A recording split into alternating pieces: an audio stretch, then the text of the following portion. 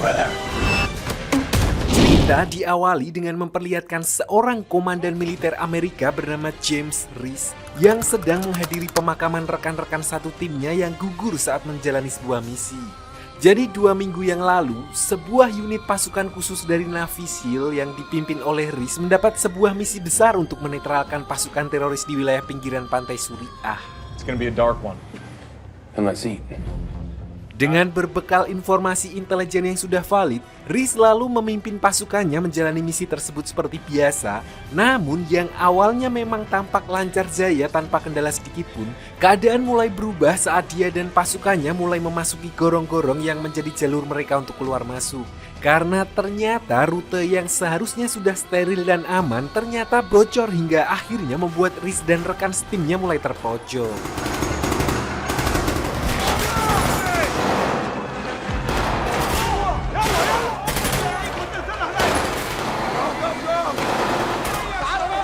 Dalam keadaan yang sangat kepepet, salah satu anggota termuda dari tim itu ternyata panik dan tidak mampu mengendalikan diri sampai akhirnya dia tidak sengaja mengaktifkan ranjau yang memenuhi tempat tersebut dan menewaskannya dan hampir semua rekan-rekannya yang lain.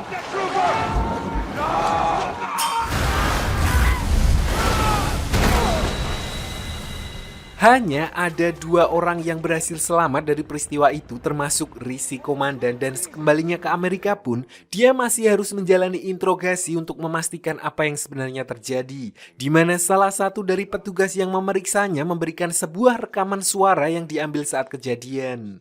Anehnya Reese merasa kalau rekaman itu sudah dimodifikasi dengan menggunakan AI karena dia merasa tidak pernah menyebutkan kata-kata seperti yang ada di rekaman itu. I never said any of those things. Sejak saat itulah, meskipun fisiknya masih oke, Reese diduga mengalami gangguan pada otaknya dan membutuhkan pemeriksaan lebih lanjut. Namun karena dia tidak ingin ketinggalan acara pemakaman rekan-rekannya, Reese lebih memilih untuk pulang dan berkata kalau dia akan memeriksakan dirinya setelah acara pemakaman teman-teman setimnya. No alcohol. Right. Dari sana, Reese sempat mampir ke bar untuk minum bersama satu-satunya rekan yang selamat dari peristiwa sebelumnya, di mana dia lalu didatangi oleh Katie, seorang jurnalis yang tertarik dengan kejadian yang menimpa Reese dan timnya karena minimnya info yang dia dapatkan, sementara kematian 12 prajurit itu merupakan sesuatu yang besar. Namun saat itu Reese masih belum bersedia ditanya-tanya dan memilih untuk meninggalkan Katie di bar tanpa memberikan penjelasan apapun. For your efforts. Singkat cerita, Reese akhirnya pulang dan dijemput oleh kawan lamanya yang sekarang sudah menjadi seorang agen CIA bernama Ben Edwards. Di perjalanannya, Reese menceritakan kejanggalannya yang terjadi dalam misi sebelumnya, di mana dia meyakini kalau misi itu sebenarnya adalah sebuah jebakan. Ditambah lagi rekaman suara yang menurutnya juga buatan AI yang membuat Reese makin yakin kalau ada pihak yang sengaja merancang kejadian tersebut. So, sebagai seorang teman, Ben berkata kalau dia akan menghubungi beberapa kontaknya untuk membantu Reese menyelidiki hal itu. Fucking high level EW capability. Karena sudah malam, begitu sampai di rumah, Reese langsung mengantarkan anaknya yang sudah bersiap untuk tidur, di mana anaknya sempat menunjukkan sebuah gambar happy family yang dia buat. Di sini Reese sempat terkejut dan memuji gambar anaknya yang padahal anaknya mengaku kalau gambar itu sudah dia buat sebelum Reese berangkat menjalani misi terakhirnya. Artinya memang benar-benar ada yang salah dengan ingatan Reese. Keesokan harinya, Reese lalu dikejutkan dengan telepon yang mengabarkan kalau satu-satunya rekan setimnya yang selamat kemarin ditemukan tewas on goal di rumahnya dengan menggunakan pistol pemberian dari militer. Reese pun langsung bergegas menuju ke TKP dan menilai kalau ada sesuatu yang janggal dari kejadian tersebut karena baru semalam dia masih minum di bar bersama rekannya itu dan tidak ada hal yang terlihat salah darinya. Man, yesterday, and he was fine. Mendengar perkataan Reese, salah satu penyidik pun langsung mengklarifikasi kalau rekannya itu sudah meninggal sejak 2 hari yang lalu, di mana artinya Reese semacam mengalami halusinasi yang mungkin disebabkan oleh kerusakan otaknya. Namun Reese justru berpikir kalau ada pihak tertentu yang menjebaknya dalam sebuah konspirasi, mulai dari info intel yang direkayasa sampai kematian rekannya yang menurutnya tidak masuk akal. No fucking way he would have shot himself. Boozer would shoot himself. Di sini Riz lalu kembali menemui Ben, si agen CIA, untuk curhat jika rekannya benar-benar melakukan own goal, pasti dia akan menggunakan pistol kebanggaannya sendiri alih-alih menggunakan pistol dari militer. Namun Ben hanya berusaha mengeyem-yemi dan menawarkan untuk menggunakan kapalnya dan berlibur sejenak dengan keluarganya untuk melupakan hal itu. Take the boat for a weekend. Tidak ada yang mempercayai perkataan Riz, bahkan Ben dan atasannya sendiri, sehingga dia kemudian memutuskan untuk menghubungi Katie, jurnalis yang bertemu dengannya di bar kemarin, dan memintanya untuk bertemu karena dia merupakan pihak luar, pihak netral, dan mungkin bisa memastikan jika memang benar ada sebuah konspirasi di balik kasus yang sedang menimpanya. Awalnya, Riz mengira kalau Katie tidak akan menanggapi permintaannya. Namun keesokan harinya, ada satu mobil yang terus membuntutinya dari belakang, di mana ternyata mobil itu tidak lain adalah milik Katie yang sengaja mengikuti Riz secara diam-diam karena tidak ingin pertemuannya itu diketahui oleh siapapun. Jesus Christ. Di pertemuan itu, Katie menjelaskan fakta-fakta yang dia temui selama melakukan penyelidikan, namun bukan itu yang ingin diketahui oleh Riz. Di sini Riz cuma ingin memastikan apakah dia bersama dengan seseorang saat Katie menemuinya di bar. Sayangnya Katie mengkonfirmasi kalau Riz saat itu memang hanya seorang diri. No, that's not what you asked me though, is it? Setelah Katie pulang, Riz akhirnya sadar kalau mungkin memang ada yang salah dengan otaknya dan mulai meragukan dirinya sendiri. Oleh karena itu, dia berkata kepada istrinya bahwa dia akan segera menemui dokter untuk kembali memeriksakan kepalanya. I think something happened to me on that hop. So, keesokan harinya, Riz pun pergi ke klinik untuk memeriksakan kepalanya, di mana lagi-lagi dia merasakan ada sesuatu yang janggal terjadi saat sedang proses pemindaian. Dan benar saja di tengah-tengah pemeriksaannya, tiba-tiba muncul dua orang pembunuh bayaran yang langsung berusaha menghabisinya, di mana kemungkinan orang-orang inilah yang juga telah menghabisi rekannya.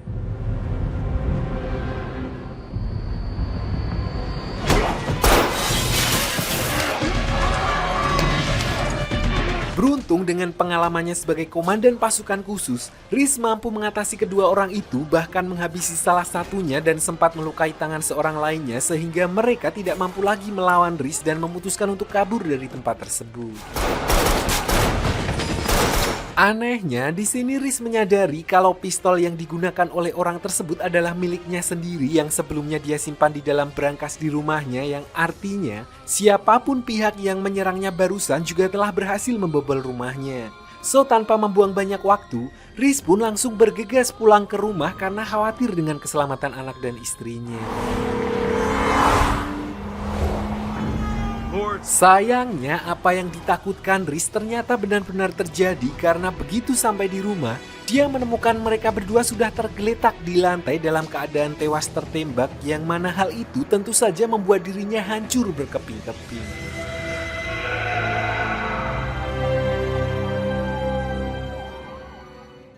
Ibarat kata tanah kuburan teman-temannya saja masih belum kering, mental Riz sudah harus kembali dihajar dengan kematian istri dan anaknya, tidak memiliki siapapun lagi. Dalam keadaan itu pun dia masih harus berurusan dengan administrasi untuk mencari pelakunya, sampai akhirnya malam harinya rekan-rekan terdekatnya pun berusaha untuk menghibur Riz agar kondisinya tidak semakin down. Namun tetap saja ketika pulang ke rumah, dia tidak bisa mengacuhkan kesedihannya begitu saja. We owe our lives to their love.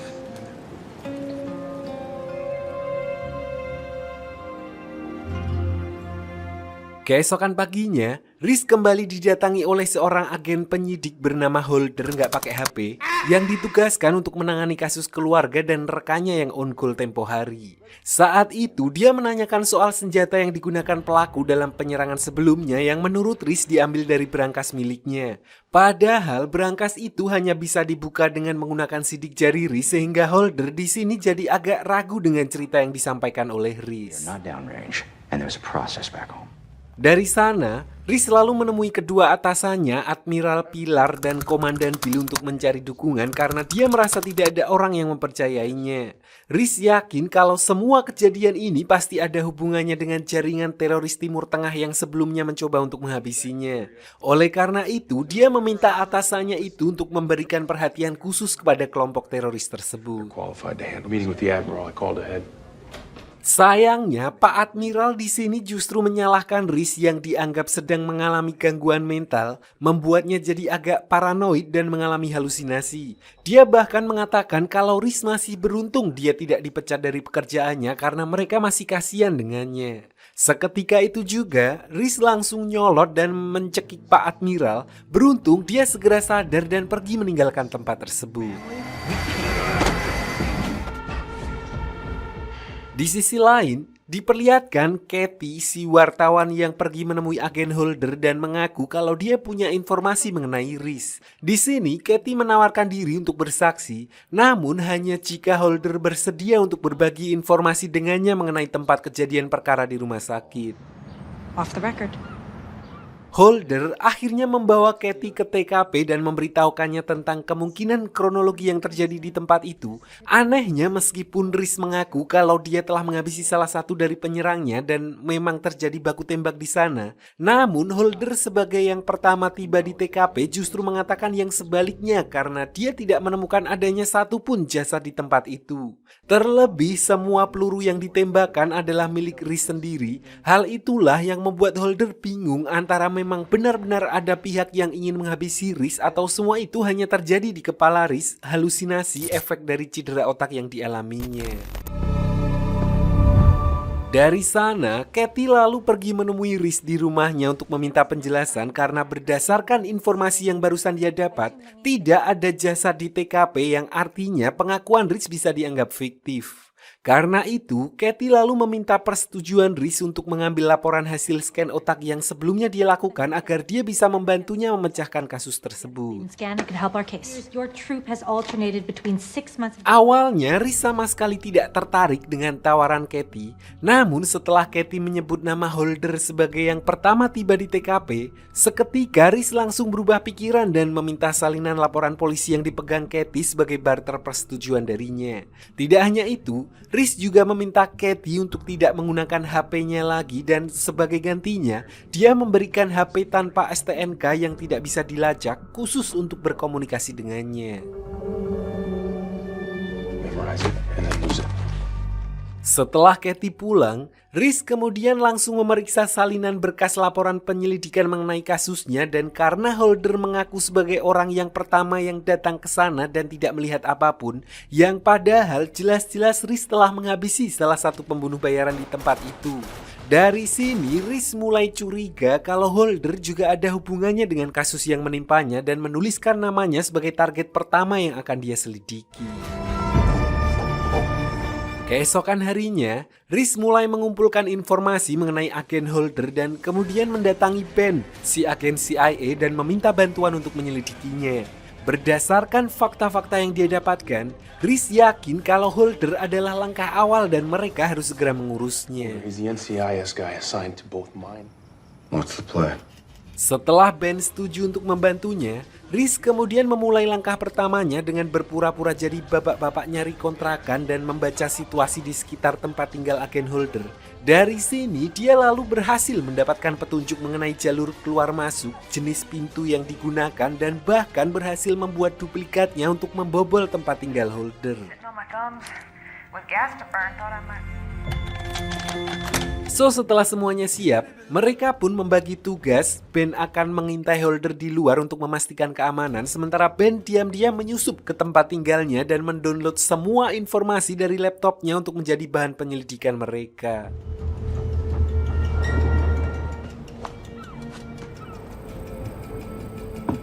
Lalu saat Riz dan Ben sedang menelusuri file-file milik agen Holder, dia tiba-tiba mendapat telepon dari nomor yang tidak dikenal yang ternyata berasal dari staf Bu Menteri Pertahanan yang memintanya untuk bertemu. Intinya, Bu Menteri menyampaikan kalau dia turut prihatin dengan kasus yang menimpa Riz dan agak khawatir setelah mendengar kalau dia sebelumnya sempat hampir baku pukul dengan atasannya sendiri. Kahani is not a threat to you, Commander. Yes, ma'am. Mendengar hal itu, Riz lalu mencoba menyampaikan teorinya soal jaringan kelompok teroris internasional yang menargetkannya untuk mendapat perhatian dari Bu Menteri. Sayangnya, sama seperti Pak Admiral, Bu Menteri juga berkata kalau dia yakin kelompok teroris Timur Tengah itu tidak ada sangkut pautnya dengan kasus yang menimpa Riz karena tidak berselang lama setelah Riz kembali ke Amerika, mereka telah berhasil menghabisi pemimpinnya dan tidak ada bukti yang menunjukkan kalau mereka mengincar Riz secara personal. Middle East top chemical weapons experts is no Dengan perasaan kecewa bercampur bingung, Riz kemudian pulang ke rumah di mana Ben lalu mendatanginya dengan membawa kabar valid dari rekannya di CIA kalau beberapa hari sebelum penyerangan, Holder telah mengambil data sidik jari Riz dari database militer. Artinya, Holder bisa saja menggunakannya untuk membobol berangkas Riz dan mengambil pistol miliknya dan satu-satunya cara untuk memastikannya adalah dengan menanyakannya langsung pada Holder. And Boozer. Tanpa membuang waktu, malam itu juga, Riz langsung menyelinap masuk ke kediaman Holder dan menodongkan pistol ke mulutnya sambil memaksanya menunjukkan lengannya untuk memastikan apakah dia adalah salah satu orang yang menyerangnya di rumah sakit. Sayangnya, Riz tidak menemukan bekas luka apapun dan meskipun begitu, dia tetap yakin kalau Holder pasti mengetahui sesuatu. Covered it up. Who do you work? Awalnya, Holder memang tidak mengaku dan menyangkal kalau dia terlibat dalam aksi pembunuhan istri dan anak Riz. Sampai akhirnya dia menyebutkan satu nama yang harus Riz cari, yaitu Saul Agnon, orang yang membayarnya untuk mendapatkan informasi tentang Riz, dan hanya itu saja. Setelah mendengar hal itu, Riz sempat ngeblank sebentar karena sakit kepalanya mulai kumat. Sayangnya hal itu justru dimanfaatkan oleh Holder yang mencoba untuk mengambil kesempatan menyerang Riz, dan tentu saja dengan insting seorang pasukan khusus, Riz refleks justru menembakkan pistolnya hingga akhirnya membuat Holder tewas di tempat. Terakhir sebelum pergi meninggalkan tempat itu, Riz menyeting jasad Holder agar membuat kematiannya terlihat seperti on goal untuk menutupi jejaknya.